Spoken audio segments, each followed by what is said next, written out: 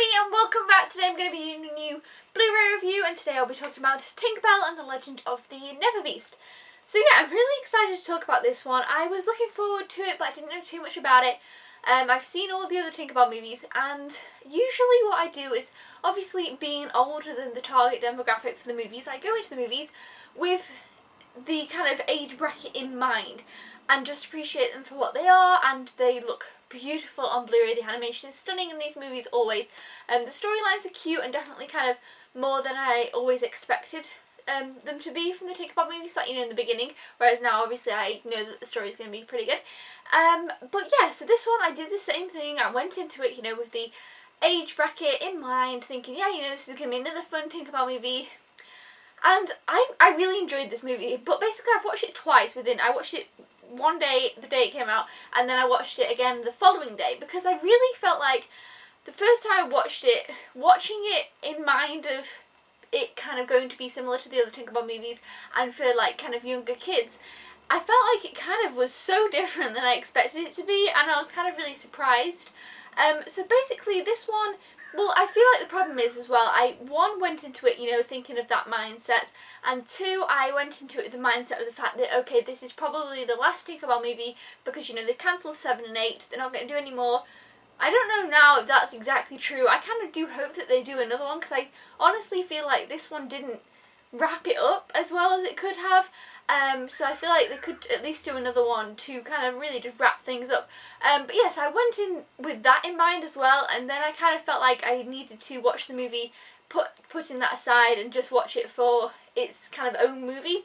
But yeah, so basically this one focuses heavily on Fawn, the animal fairy, and doesn't really involve Tinkerbell too much. She's in it and has a few scenes, but she's really not the main character, which is fine, which I really loved. But again, the problem is, you know, it's the final Tinkerbell movie. It seems a little bit odd that she's not, like, you know, I don't know. But yeah, so but for now, for the beginning of the review, I'm going to review the movie from my second time watching it without, you know, bearing in mind it's the last one and things like that, and I went into it just watching it just to watch the movie and see what I thought about it, and then the second half of the video I'll kind of discuss spoiler points and stuff from the ending and, you know, more in depth, so if you haven't seen it don't watch that bit. But for now, this is basically the review. So as I said, it focuses on Fawn, the animal fairy, and she comes across this Neverbeast, and the first half an hour, 40 minutes of the movie goes the way that I kind of suspected. But basically you've got this weird looking creature, and, you know, it's massive, and they kind of think, oh god, it's a threat, and she wants to kind of see the good in it and befriend it, and, you know, then there's this kind of legend that they find out, and you kind of don't know what this beast is and what it's going to do, and if it's going to be a hazard to Pixie Hollow and stuff. So the storyline is quite intense, and it's definitely a lot darker than any of the others. But this creature is really cute, and I really did love the Neverbeast. I really kind of liked, like I say, that it focused on a different fairy, because the other ones have always been mainly on Tinkerbell. It was nice to get another, you know, really close-in look on somebody else, and if they were to continue the series, like, you know, kind of do quite a lot more, it would be nice for them to do that with another one as well. But I found interesting as well that the fairy from Pirate Fairy, Zillind, I've forgotten her name, sorry, isn't in this one, and neither is, whereas, you know, when they did Secret of the Wings and then they did Pirate Fairy, they incorporated the fairies from Secret of the Wings into Pirate Fairy. So this one felt very much like a standalone movie, whereas I felt like the other ones kind of always had that connection with each other, you know, the continuation. Also the boy, Torin, what's his name? I've really bad at their names. Their names are very strange though. The boy who has been in it, you know, and kind of had the thing with Tink, he's not in this one. So I feel like there's some characters that are kind of missing, but I feel like as a standalone movie, again, like I said, I had to watch this one thinking just in mind of it in itself. I think this is probably one of the best ones, like as story and, you know, the way that it goes and the twists and turns. There's things that happen in the movie that I didn't expect, and, you know, being 21, the Tinkerbell movies didn't really surprise me much, but this one did. The soundtrack to it, they always have a really nice little song soundtrack. I really liked this one, and again, I just really loved Fawn's character. She was just fantastic, and I really, really loved her, and I just loved that kind of, like I say, insight into a different fairy's life, and that she was the animal fairy. I love animals. It was very cute and very sweet, but it definitely took some dark turns, and I was like, wow, I didn't expect that to happen.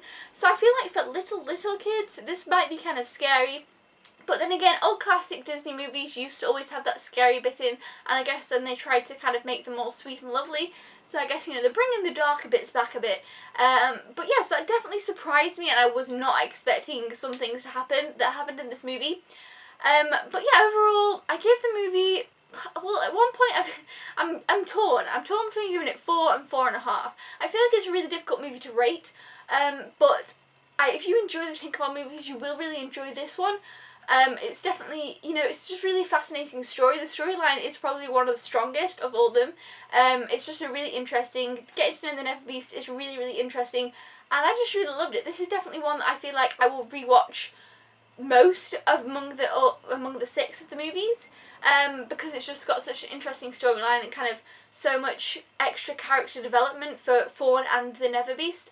Well, obviously that's new character development because he wasn't in any of the others, but also we've got some other fairies in here which are kind of like protectors of Pixie Hollow, and the main protector kind of character was really interesting and had a really interesting role. So yeah, we are introduced some really cool new characters which I really, really loved and appreciated.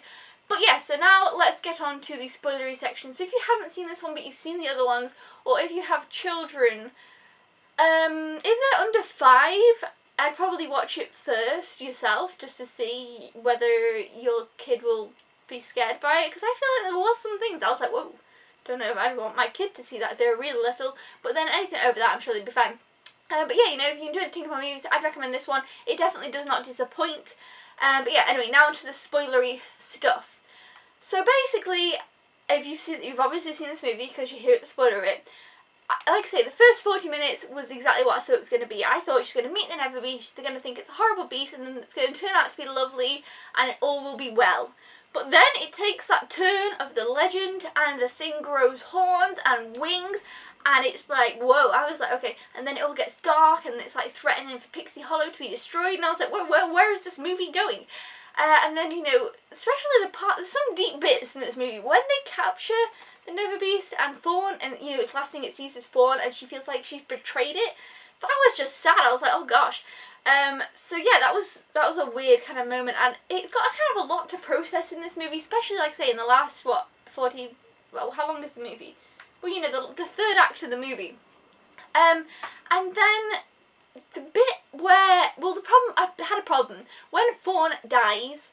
I had an issue because, well, I would rather her have not died, but I hate that Disney constantly does the whole, a character dies, but then they come back to life through some kind of magical thing. So she died for quite a little while. It wasn't just like a quick little second where I was like, oh gosh, she's dead. And then I thought, no, sure, they're not going to do that. And then, of course, you know, the Neverbeast brought her back to life with his lightning. And, you know, I just feel like we've seen that quite a few times in Disney movies. We've got Frozen, where somebody almost dies on the bit where she turns to ice and then she's back together because the sister thing. Tangled, of course, it happens to, what's his name, Flynn. And, you know, Rapunzel's hair brings him back to life, and it just kind of, I feel like, giving a bit of a bad message that you can always bring people back to life, but I don't know. So that kind of annoyed me. I kind of wish they would have just left that out. I don't know, I feel like it's getting really repetitive in Disney movies, the fact that you now will always expect the character to come back to life because it keeps happening. So that was a bit of a, but it was still sad. I was like, oh god, like, you know, but I think that would have been fine if it wouldn't have been repetitive at the moment of Disney. But yeah, then I was like, oh great, it's going to be really happy, and the Neverbeast is helping them out, and then, so the ending to this one really surprised me. The first time I watched it, I was like, whoa, are they seriously just going to end it there? And I kind of felt like deflated after watching it. I was like, oh, like, it was kind of a bit of a downer the way it ended, because, you know, it's such a sad scene, but yeah, that scene is beautiful. As the first scene came on, I was like, oh, it's so pretty, I loved it, you know, with the flowers and the music, and then walking down into the place where he'll go to rest for the next 1,000 years, but it was so really pretty, a beautiful scene, but then I was surprised that it ended there. Then the credits, I was like, oh, wow. I thought they were kind of going to go back and show them in ahead of time, just kind of getting on with life, and they didn't really do that, so I was like, oh, okay. And at first I was annoyed because, like I said, that if this is the end, what a weird way to end, and so I think that was why I was first annoyed, but then, you know, watching it the second time, I kind of really liked the ending. It was just bittersweet kind of ending, but then, you know, I can't get out of my head that that's kind of how they're leaving the series, which just seems weird. So yeah, I've really been up and down with this movie. This movie has given me a lot of thought, and I feel like that's why I've now given it such a high rating, because if a Tinkerbell movie meant for little children can give me such thought into many things, then I feel like it's done a good job. But yeah, the ending was just very sad, and I just was surprised that they didn't kind of do anything more. And again, like I say, with some characters being missing, I feel like this was kind of a standalone out of the series. And I do hope, though, that they maybe just do one more, just to, like I say, wrap things up, because that really didn't wrap things up. It was just like, oh, really sad. But again, it was a beautiful scene, and I can see why they did it. I've come to appreciate the end scene now. But, you know, I was just a bit shocked at first. I don't know. So if you guys have any opinions on it, it's definitely a darker movie, and it's definitely a sadder movie, but I did really, really enjoy it. And like I say, I know I watched this one lots of times, and I love the Neverbeast, and I feel like the more I watch it, the more I really enjoy it. So yeah, let me know your thoughts down in the comments below if you have seen this one. Let me know your favourite of this series. Let me know if you think they'll make another one. And yes, I'll definitely look forward to hearing your thoughts. Thumbs up if you enjoyed this review, and until then, I will see you guys next time. Thank you for watching. Goodbye!